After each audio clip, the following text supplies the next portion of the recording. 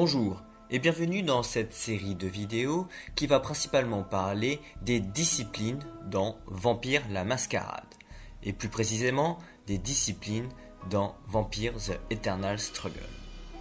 Dans ces vidéos, nous allons passer en revue les points forts et les points faibles de ces disciplines et regarder aussi les cartes principales qui pourront être jouées lors d'une partie de VTES.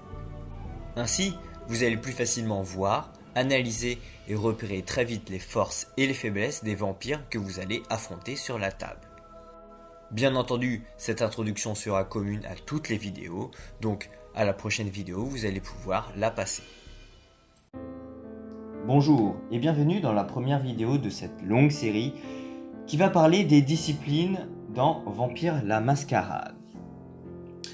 Dans cette première vidéo, on va parler de présence, une discipline qui, dans le jeu de rôle, permet d'influencer, de séduire, voire d'intimider les esprits un peu plus faibles. Bref, elle représente la capacité surnaturelle qu'ont les vampires à manipuler les plus faibles.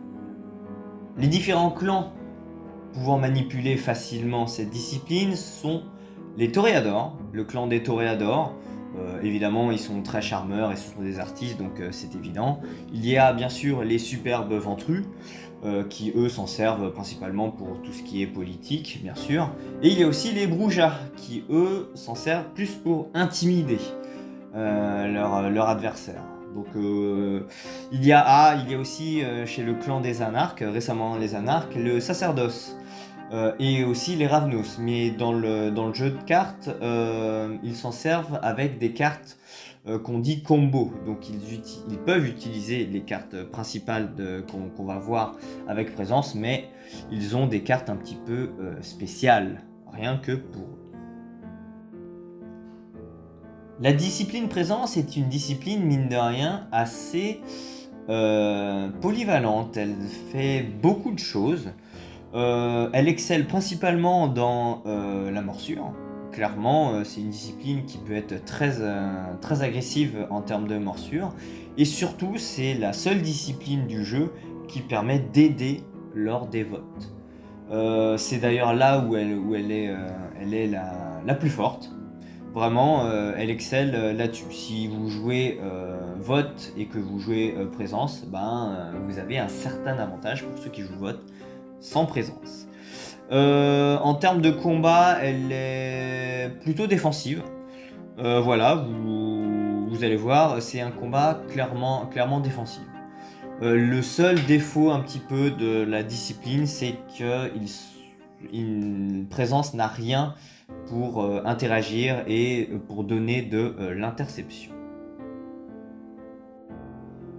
On va commencer par les cartes d'action. Qui requiert présence. Il y a évidemment Enchanter la descendance. L'image est magnifique et c'est l'une des cartes un petit peu sur lesquelles on peut se fier. C'est-à-dire qu'en inférieur, ça donne des bonus de morsure et en supérieur, ça permet d'influencer.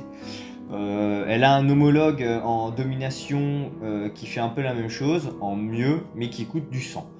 Il ne coûte pas de sang. Voilà. Elle est un peu moins bien, mais si on ne joue que présence, elle fait clairement le café. Il y a aussi manipulation légale en présence, qui donne des gros bonus de morsure, donc en inférieur ou en supérieur, quoi qu'il arrive, c'est plus 2 en morsure, c'est pour ça que la carte est très intéressante. Elle coûte 1 point de sang. Bon. En supérieur, l'avantage c'est qu'elle vous fait regagner ce point de sang. En gros, le point de sang n'est pas perdu, il revient chez vous. Il revient dans votre réserve.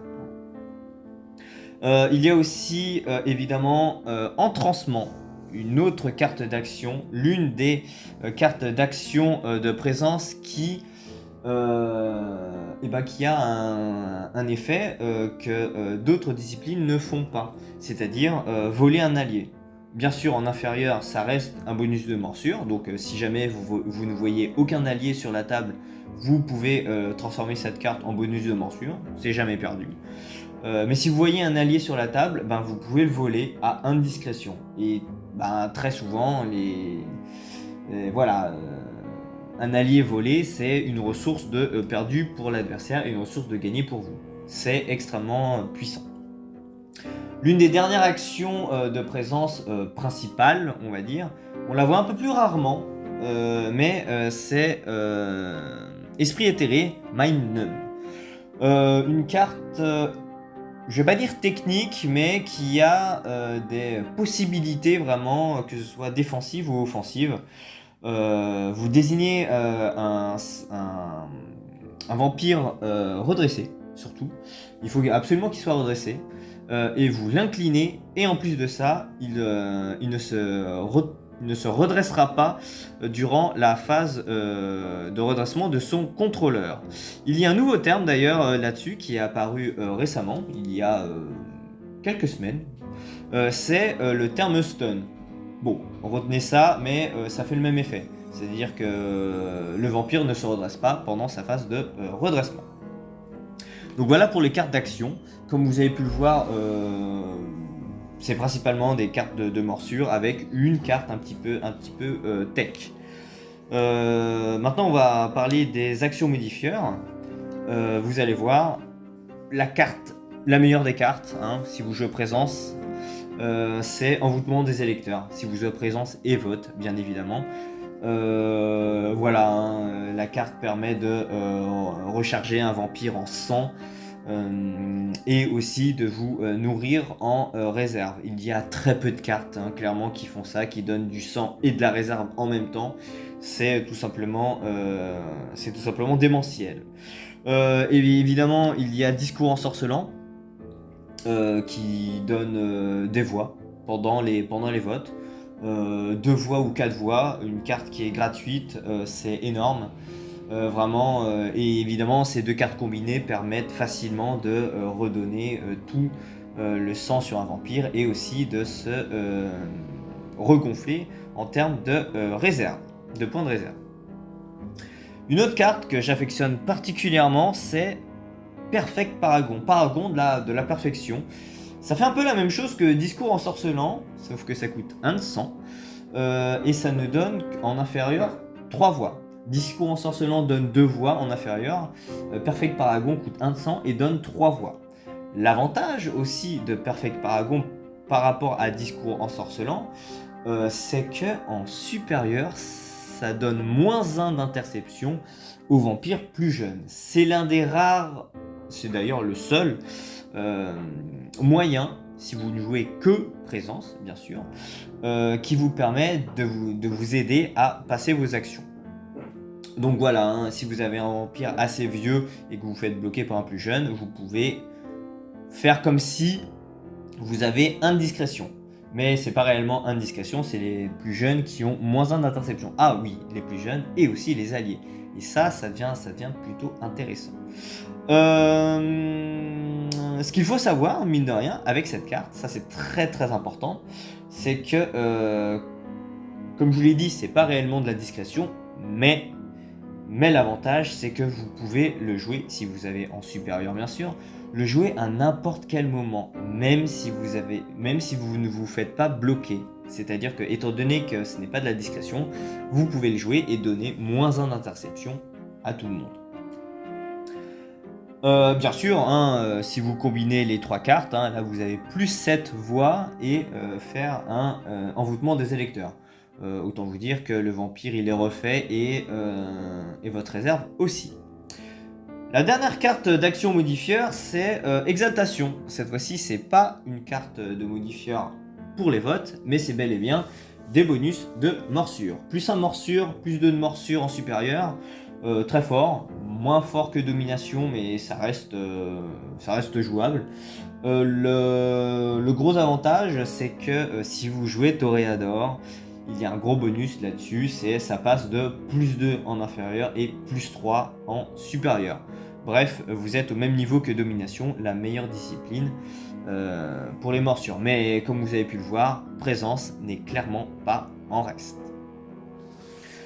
En combat, hein, rien de bien compliqué.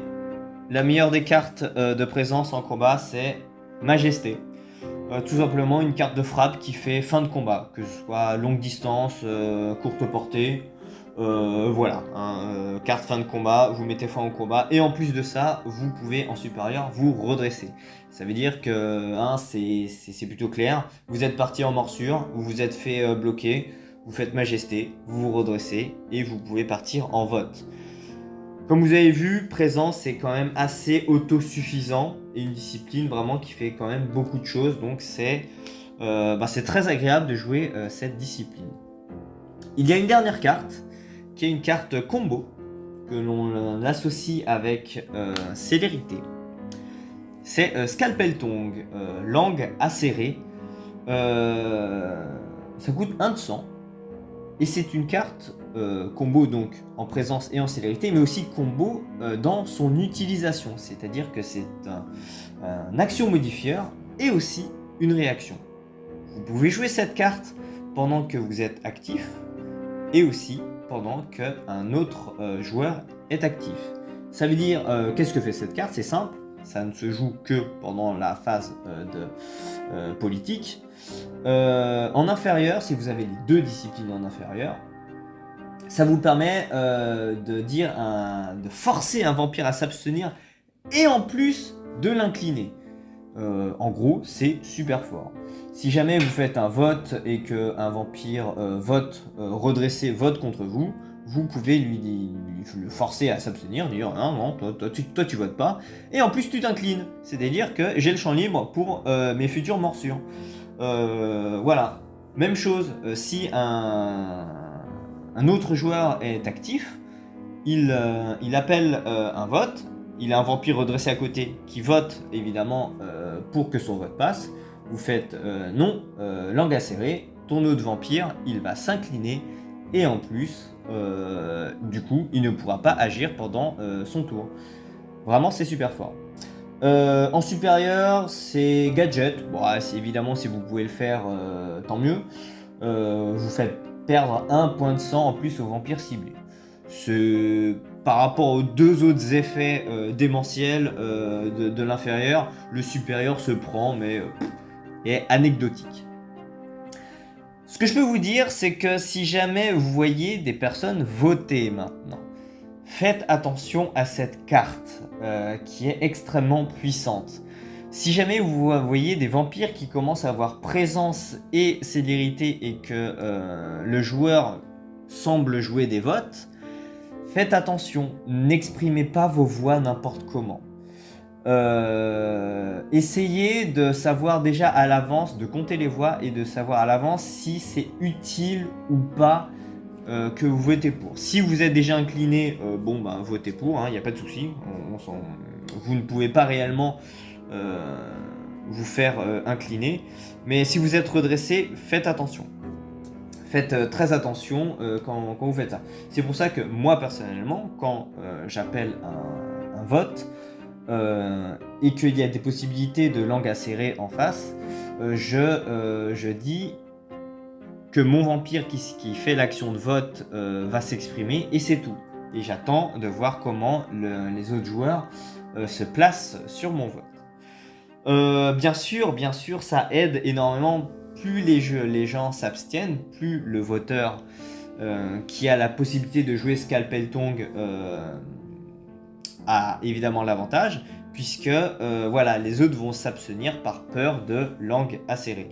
Et qui dit s'abstenir dit des envoûtements, des électeurs beaucoup plus puissants. Bref, vous avez compris le principe du vote de présence qui est extrêmement puissant.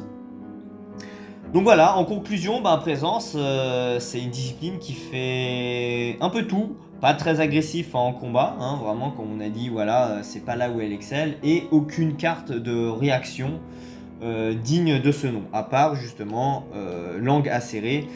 Mais langue acérée ne vous aide pas à bloquer ni à intercepter les autres joueurs, ni à rediriger les morsures. Vous n'êtes que influent lors des votes. Mais voilà, présence fait des morsures, des bonnes morsures, et a l'avantage d'être très fort en termes de vote, et elle est très bien. Combat défensif, vraiment une discipline vraiment autosuffisante, très bonne discipline offensive. Voilà, bien sûr, n'hésitez pas à laisser des commentaires si vous avez des questions sur cette vidéo et sur cette discipline de présence. Et je vous dis du coup à très bientôt pour une prochaine vidéo.